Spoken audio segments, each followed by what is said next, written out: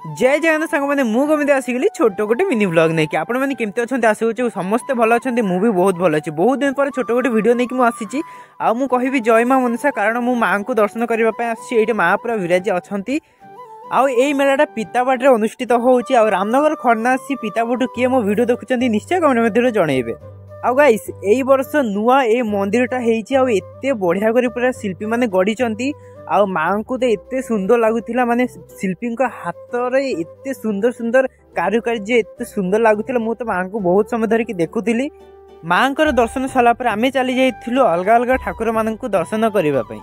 आउ एई मेलाटा प्रति वर्ष हेइ थाई किंतु एई वर्ष टिके यूनिक हेइची कारण मंदिरटा पूरा हेइची आ माँ को पूरा सेठी प्रतिष्ठा हेइची। सबु दर्शन सरला पर आमे चली जाइथिलु पूरा मेला बुलिकी देखिबा पई आ आपण माननकु देखाइबा पई।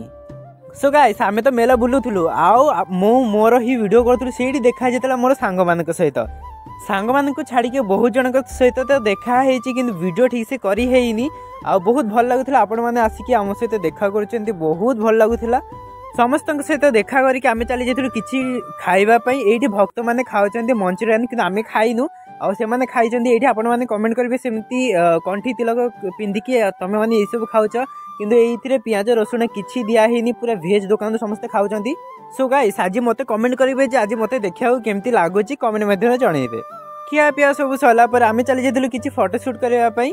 सो आमे तो मेला बुली सारी आपण मैंने मेला बुली कि मते निश्चय कमेंट मध्यम जनइबे।